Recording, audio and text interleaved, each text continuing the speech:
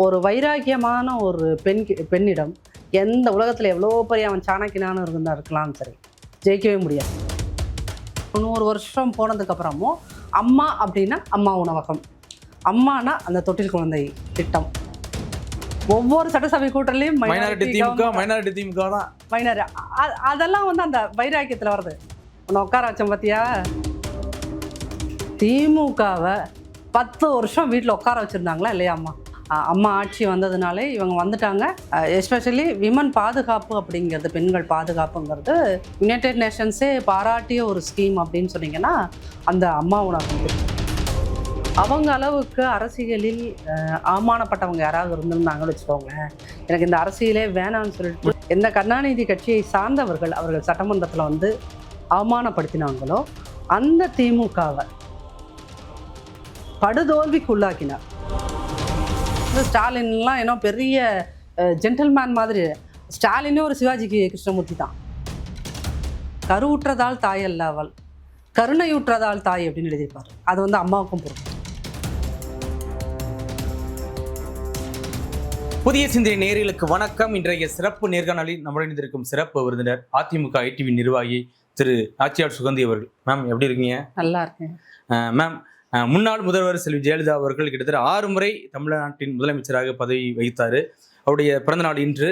அவருடைய கொண்டு வந்த அவருடைய திட்டங்கள் எப்படி மேடம் பார்க்குறீங்க? கடந்து வந்த பாதை, திட்டங்கள், இதை எல்லாத்தையும் தாண்டி அம்மா ஆட்சி இருக்கும்போது அவரோட ஆட்சியின் கீழே இருந்த ஒவ்வொரு பெண்ணுக்கும், பெண்ணை பெற்ற அம்மா அப்பா 2 பேர்த்துக்குமே நம்ம வந்து சேஃபாக இருக்கும் அப்படிங்கிற ஒரு ஃபீலிங் அவங்க கொடுத்தாங்க.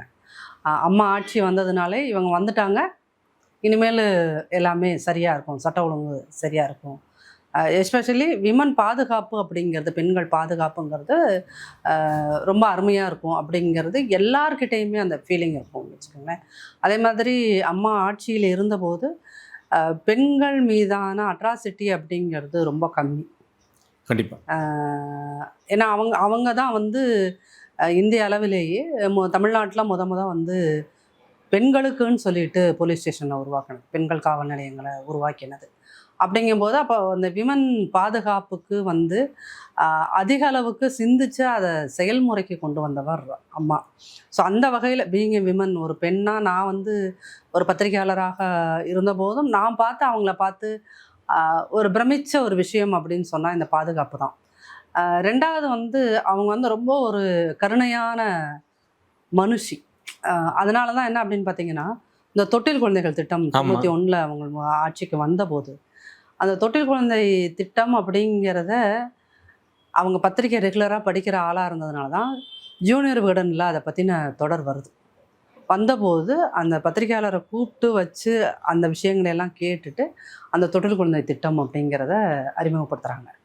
அப்போ இதெல்லாம் வந்து நீங்கள் தொட்டில் குழந்தை திட்டம் அன்னைக்கு அந்த திட்டங்கள்னால பயனடைஞ்சவங்க இருப்பாங்களா, 91 காப்பாற்றப்பட்ட குழந்தைகள். அதுக்கப்புறம் எத்தனையோ குழந்தைகள் வந்திருந்தாலும் அந்த 91 காப்பாற்றப்பட்ட குழந்தைகளுக்கு இன்னைக்கு வயசு என்ன இருக்கும் இல்லையா? 30 வயசுக்கு மேலே கண்டிப்பாக இருக்கும். இப்போ அவங்களோட லைஃப்லாம் வந்து அம்மாவால் இவ்வளோ தூரம் அவங்க உயிரோடு இருக்கிறதுக்கே அம்மா தான் காரணம். அவங்கள யாரோ ஒருத்தவங்க அவங்க குடும்பங்கள் அப்போல்லாம் வந்து அந்த சவுத் சைடு இருக்கிற நிறைய இடம், முஸ்லம்பட்டி மாதிரியான ஊர்களில் பெண் குழந்தைகளை வந்து கருவிலேயே கொள்ளுதல் இல்லை கொள்றது அப்படிங்கிறது. ஸோ அந்த அளவுக்கு அது ஒரு பெரிய சமூக பிரச்சனையாக இருந்ததை வந்து ஒரு தொலைநோக்கு சிந்தனை இருக்கிறவங்களால மட்டும் இல்லை, நீங்கள் கருணையாக இருக்கிறவர்களால் தான் இப்படி திங்க் பண்ண முடியும். அப்படி வந்து அவங்க புத்திசாலித்தனமாக செய்த விஷயங்கள் அப்படின்னு பார்க்குறத விட நான் ரொம்ப அதை வந்து எமோஷனலாக அதை கனெக்ட் பண்ண விரும்புகிறேன். எவ்வளோ தூரம் ஃபீல் பண்ணியிருந்தீங்கன்னா, இன்றைக்கி வந்து நீங்கள் வந்து அந்த அம்மா உணவகம் திமுக வந்த உடனே அந்த திட்டத்தை தூக்கணும்னு என்னென்னமோ பண்ணினாங்க. தாலிக்கு தங்கத்தை விட அம்மா உணவகம், ஏன்னா நீங்கள் மனிதன் போதும் என்று சொல்கின்ற ஒரே விஷயம் சோறு மட்டும்தான். நீங்கள் வயிற்றை கிழிச்சுக்கிட்டு அதில் கொட்ட முடியாதுல்ல. கண்டிப்பாக. வயிறு நிறைஞ்சிருச்சுன்னா மனசு ஆட்டோமேட்டிக்காக நிறைஞ்சிரும். அதுக்கப்புறம் நீங்கள் போதும்னு சொல்கிற ஒரே விஷயம் அதுதான். நீங்கள் எவ்வளோ மனுஷனுக்கு பணம் கொடுத்தாலும், பொருள் கொடுத்தாலும், பொன் கொடுத்தாலும் அவன் வேண்டும் வேண்டும் வேண்டும் தான் கேட்பான். சோறு மட்டும்தான் வயிறு நிறைஞ்சாலும் போதும் நிரம்பிடுச்சு. ஆனால் அந்த சோறு இல்லாமல் கஷ்டப்படுகிறவர்களை பற்றி யோசிக்கிறது, இத்தனைக்கும் அவங்க வந்து சாப்பாட்டுக்கு கஷ்டப்பட்ட ஆள் கிடையாது. அவங்க வந்து பார்ன் வித் சில்வர் ஸ்பூன் தான். சரி, அந்த மாதிரி ஒருத்தர் வந்து சாப்பாடு இல்லாமல் ஒருத்தர் அந்த சிட்டிக்குள்ளே வந்து கஷ்டப்பட்டானா எப்படி இருக்குன்றது ஃபஸ்ட்டு சென்னையில் அவங்க ஆரம்பிக்கும் போது அது யோசித்து தான் அந்த ஃபஸ்ட்டு அந்த ஸ்கீமை கொண்டு வந்தது. இப்போ நிறைய பேர் வந்து அவங்க எந்த கட்சி சார்ந்தவங்களா இருப்பாங்க. இந்த கோபி சுதாகர் இருக்காங்க ஆமா, இல்லையா? பரிதாபங்கள் சேனல். பரிதாபங்கள் சேனல். அவங்க வந்து ஒரு இன்டர்வியூவில் சொல்லும்போது சொல்லுவாங்க, அப்போ எங்கள்கிட்ட நாங்கள் சென்னைக்கு வந்த புதுசில் எங்கள்கிட்ட காசு கிடையாது. அதனால 5 ரூபாயில் நாங்கள் எங்களுடைய முழு நேர சாப்பாட்டை நாங்கள் 3 வேளையும் நாங்கள் சாப்பிட்ருக்கோம். காலையில் போய் இட்லி வாங்கி சாப்பிடுவோம், மத்தியானம் வந்து அந்த புதினா சாதம் அந்த சாதம் ஏதாவது வெரைட்டி ரைஸ் சாப்பிடுவோம், நைட்டு போய் சப்பாத்தி வாங்கி சாப்பிட்ருவோம். எனக்கு 5 ரூபா அவனுக்கு 5 ரூபா இருந்தால் போதும், 10 ரூபாவில் நாங்கள் எங்களுடைய 3 நேரமும் திருப்தியாக சாப்பிட்டது அம்மா உணவகத்தில் அப்படின்னு சொல்கிறாங்க. அப்போ இன்றைக்கி அவங்க வெளியே வந்ததுனால சமூகத்தில் ஒரு யூடியூபர்ஸாக அவங்க வந்து ஒரு பெரிய லெவலுக்கு வந்ததுனால தெரியுது. ஆனால் இதே மாதிரி பயனடைந்தவர்கள் இன்றைக்கி வந்து அவங்க வந்து என்ஜினியர்ஸாக இருக்கலாம், டாக்டர்ஸாக இருக்கலாம், என்ன தொழிலதிபர்களாக கூட இருக்கலாம். கண்டிப்பா. ஆனால் அவங்க எல்லாத்துக்கும் சாப்பாடுங்கிறது கொடுக்கணும் அப்படிங்கிற ஒரு எண்ணம் வந்தது இல்லையா? அது வந்து உலக அளவில் யுனைடெட் நேஷன்ஸே பாராட்டிய ஒரு ஸ்கீம் அப்படின்னு சொன்னீங்கன்னா அந்த அம்மா உணவகம் திட்டம் தான். இந்த மாதிரி நீங்க சொல்ற மாதிரி எம்ஜிஆர் எப்படி சத்துணவு திட்டத்துக்கு பேர் போனவரோ அதே மாதிரி அம்மா உணவகம் இன்னைக்கு வந்து அம்மாவோட திட்டத்துக்கு ரொம்ப பேர் போனுச்சு. அதான் நான் வந்து அதை வந்து அவங்க சென்டிமெண்டலாக ஒருத்தவங்களோட கனெக்ட் பண்ண முடியும்னா நீங்கள் சாப்பாட்டால் தான் சார் கனெக்ட் பண்ண முடியும். ஒரு நல்ல ஹஸ்பண்ட் டைப்புள்ள ஒரு அண்டர்ஸ்டாண்டிங் வேணும்னாலும் சாப்பாடு அதில் தான் வருது. அப்போ நீங்கள் வந்து அது சாப்பாடுங்கிறதுக்கு ரீப்ளேஸ் பண்ணுறதுக்கு வேறு விஷயமே இது வரைக்கும் உலகம் தோன்றிய காலத்துலேருந்து ஒரு விஷயமே கண்டுபிடிச்சு நிறைய சோறு போட்டாங்க அப்படிம்பாங்க. அதுதான். அப்போ அந்த ஒரு விஷயம் அவங்க செஞ்சது அப்படிங்கிறது இந்த பார்த்திபன் சார் ஒரு கவிதை எழுதியிருப்பார் வந்து அன்னை தெரசாவை பற்றி எழுதும்போது ஒரு கவிதை எழுதியிருப்பார். அவங்க வந்து கருவுற்றதால் தாய் அல்ல அவள், கருணையுற்றதால் தாய் அப்படின்னு எழுதியிருப்பார். அது வந்து அம்மாவுக்கும் பொருள். கருணையுற்றதால் அவர் அம்மா. அதனால தான் இந்த தொட்டில் குழந்தைகள் திட்டமாக இருக்கட்டும், அது எத்தனை ஆயிரம் குழந்தைகள் இது வரைக்கும் சேவ் பண்ணியிருக்கு பாதுகாத்திருக்கு. இரண்டாவது இந்த அம்மா உணவகம், இது எத்தனை 100 பேர் எத்தனை 1000 லட்சம் பேர் கூட இருக்கலாம் அதனால் பயனடைந்த பெண் குழந்தைகள் அப்படிங்கிறது. இந்த மாதிரி 1-2 ஸ்கீம்ஸ் அவங்க எத்தனை இன்னும் ஒரு 100 வருஷம் போனதுக்கப்புறமும் அம்மா அப்படின்னா அம்மா உணவகம், அம்மானா அந்த தொட்டில் குழந்தை திட்டம் அப்படிங்கிறது வந்து எல்லாத்துக்குமே ஞாபகம் வரும். ரெண்டாவது வந்து தமிழ்நாட்டோட மாநில உரிமைகளை அவர் மீட்டு கொடுத்த விஷயம். இன்றைக்கும் வந்து காவிரி நீர் வந்து ஓரளவுக்காவது கிடைப்பதற்கு மிக முக்கிய காரணம் 2016 நாடாளுமன்றத்தையே அன்னைக்கு இருந்த அதிமுக 34 எம்பி 37 எம்பிஸும் அங்கே ஒட்டுமொத்த நாடாளுமன்றத்தை 23 நாள் முடக்கினாங்க. கண்டிப்பாக. அதெல்லாமே வந்து என்னன்னா அம்மா இருக்காங்க அப்படிங்கிற ஒரு தெம்பு, அதனால தான் அது சாத்தியம். கண்டிப்பாக கண்டிப்பாக. ரெண்டாவது இடஒதுக்கீடு, 69% இடஒதுக்கீடு. அந்த இடஒதுக்கீடு கொண்டு வந்து கோர்ட் வழியே அதை போராடி பெற்ற பிறகு அதை அரசிதழில் ஏற்றுறாங்க. அதான் அவங்க செய்த ஒரு மிக மதிநுட்பமான ஒரு ஆள். அப்போ அது வந்து உங்களுக்கு ஆல் ஆஃப் அ சடன் அது அப்படியே வந்துடாது சார். அதுக்கு வந்து நீங்கள் வந்து பேசிக்காகவே இந்த சொசைட்டியை வந்து அவதானிக்கிற ஒரு ஆளாக இருக்கணும். இப்படி பண்ணினா இவங்க எப்படி பண்ணுவாங்க? நாளைக்கு வரவங்க யாராவது இதுக்கு வந்து ரத்து பண்ண வாய்ப்பு. அப்போ இது எதுவுமே இப்படிலாம் நடக்கக்கூடாதுன்னா அரசிதழில் இடம்பெற வைக்கிறது தான் மிகப்பெரிய புத்திசாலி. தொலைநோக்கு பார்வை திட்டம் வந்து முன்னாள் முதல்வர் செல்வி ஜெயலலிதாவோட இருந்தது. ஆமாம், அது எதிர்க்கட்சியிலையும் இன்னைக்கு பாராட்டி இருக்காங்க. 2011 அப்போவே வந்து பசங்களுக்கு, ஸ்கூல் பசங்களுக்கு நீங்கள் அதை இமேஜின் பண்ணவே முடியாது. கண்டிப்பாக. யார் 2011 ஒரு மிடில் கிளாஸ் ஃபேமிலிக்கே ஒரு லேப்டாப் அப்படிங்கிறது கனவு. ஏன்னா அன்னைக்கு ஒரு லேப்டாப்போட விலை 1 லட்ச ரூபாய் 2011. ஆமாம். இன்னைக்கு நீங்கள் அசம்பிள்டு செட்டு 15,000 கூட வாங்கி 10,000 கூட இருக்கு. அது பிரச்சனை கிடையாது. அப்போ 1 லட்ச ரூபாய் விற்கும்போது அன்னைக்கு வந்து மினிஸ்டராக இருந்தவர் வந்து அவர் ஆர்வி உதயகுமார் சார். அப்போது அவர்கிட்ட வந்து இதை நம்ம எப்படி அமுல்படுத்துகிறோம் அப்படின்னு டிஸ்கஸ் பண்ணும்போது அவர் வந்து சொல்லியிருக்காரு, இது வந்து ஒரு கம்ப்யூட்டர் ஒரு லேப்டாப்போட விலை 1 லட்ச ரூபாமா, இது எப்படி இமீடியட்டாக பாசிபிளாக இருக்கும் அப்படின்னு சொன்னால் எனக்கு அதை பற்றிலாம் கவலை கிடையாது. நான் வாக்குறுதி கொடுத்து விட்டேன் மக்களிடம், மடிக்கணினி தரேன்னு சொல்லிட்டு அதை நான் செயல்படுத்தணும். அது என்ன பண்ணுவீங்க எது பண்ணுவீங்கன்னு தெரியாது, ஏன்னா நம்ம வந்து சொன்னதை நிறைவேற்றுவோம் அப்படின்னு சொல்லி 54 லட்சம் பேருக்கு சார். இவங்க 10 லட்சம் பேருக்கு கொடுத்துட்டு திமுக அதுக்கு 98 சினிமாக்காரங்களை கூட்டிகிட்டு வந்து பயங்கரமான ப்ரொமோஷன்லாம் பண்ணி ப்ரோக்ராம்ஸ் எல்லாம் நடத்தி ஆடலுக்கு பாடல் நிகழ்ச்சிகள், அவர் 10 சினிமாக்காரங்க சென்டிமெண்ட்டாக பேசி அழுது அந்த மாதிரிலாம் எந்த கேவலமான நாடகங்களையும் நடத்தாமல் 54 லட்சம் பேர் கொடுத்தாங்க பார்த்தீங்களா.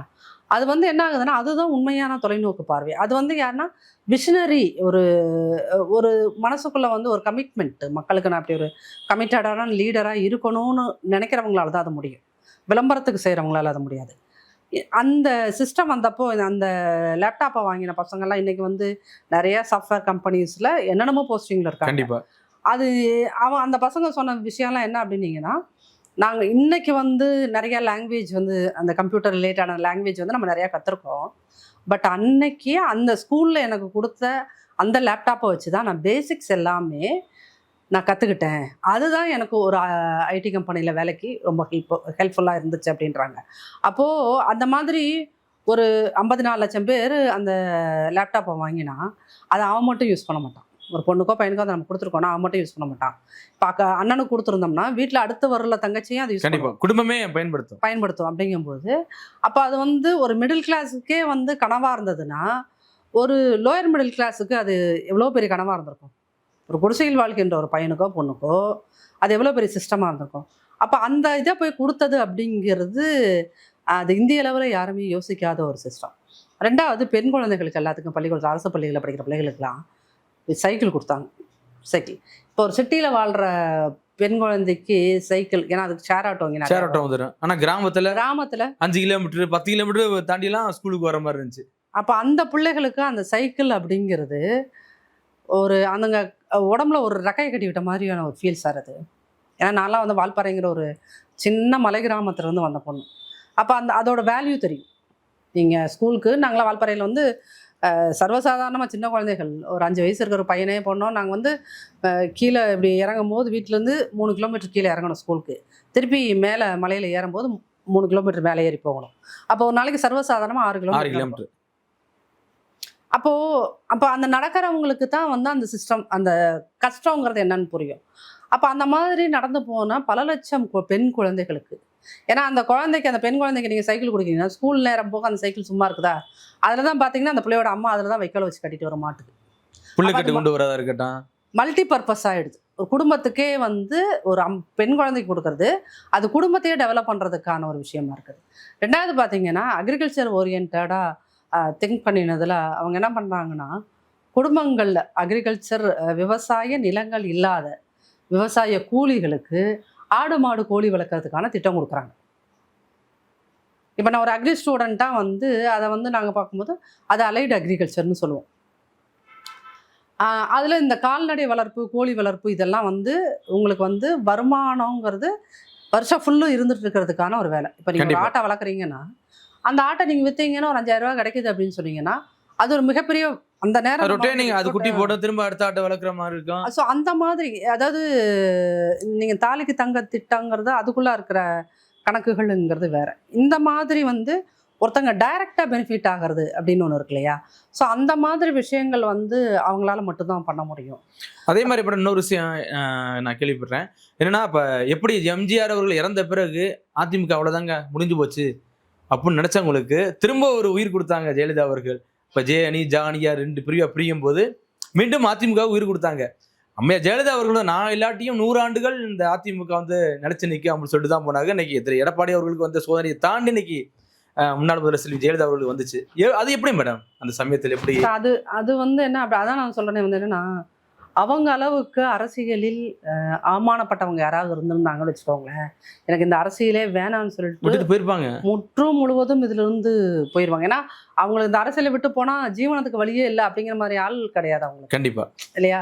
அப்போ அந்த மாதிரியான ஒரு இடத்துல வந்து அவங்கள இந்த திமுக என்ன வேணாலும் பண்றதுக்கு ரெடியா இருக்கு.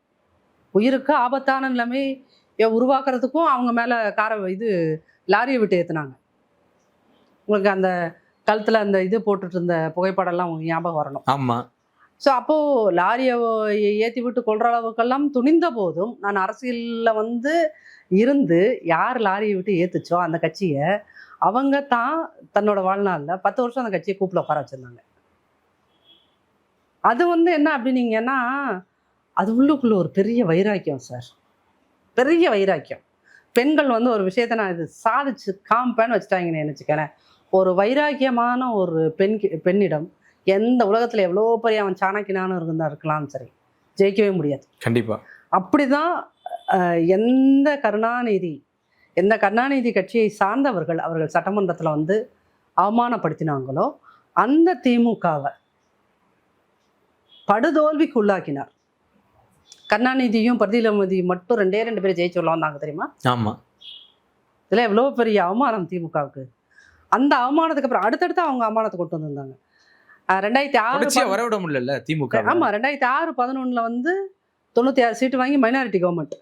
ஒவ்வொரு சட்டசபை கூட்டத்திலையும் மைனாரிட்டி திமுக தான். அதெல்லாம் வந்து அந்த வைராக்கியத்தில் வருது. உன்னை உட்கார வச்சோம் பார்த்தியா, நீ என்ன பண்ண முடியும்? நீ மைனாரிட்டி, இது நீ ஆட்சிக்கு வந்திருக்கலாம், ஆனால் நீ மைனாரிட்டி அந்த மைனாரிட்டின்னு சொல்லி அவங்களுக்கு வந்து உளவியல அது ஒரு மிகப்பெரிய டார்ச்சர் தான். ஒரு அடி தான் சொல்ல போனா. ஆமா, அது வந்து என்ன கூப்பிட்டு வச்சு புலையர்னு கணத்தில் அறையிற மாதிரி அதை பண்ணாங்களா? அது பண்ணி முடிச்சதுக்கப்புறம் பார்த்தீங்கன்னா 11 கருணாநிதி வீட்டுக்கு போறாரு. சாகர வரைக்கும் வரல. சட்டமன்றத்துக்கு வர முடியல சார். உண்மைதான். அப்போ அவங்க உள்ளுக்குள்ள எவ்வளோ ஒரு வைராக்கியம் அவங்களுக்கு இருந்திருக்கும்.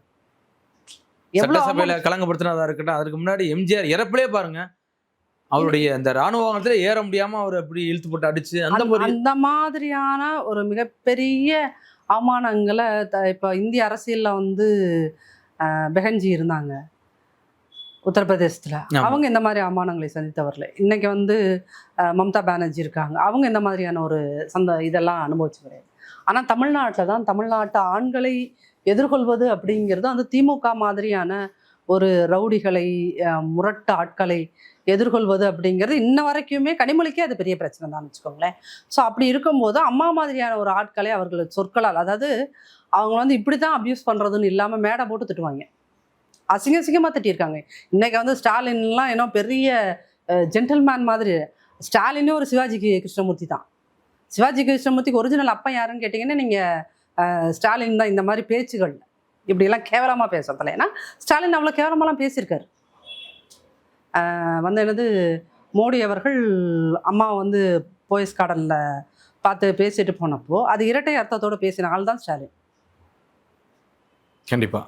அப்போ அந்த மாதிரியான ஒரு ஆட்கள் கிட்ட எல்லாம் நீங்கள் இருந்து, அம்மா இருந்த வரைக்கும் ஸ்டாலினான முதல்வரால் உட்காரவே முடியல.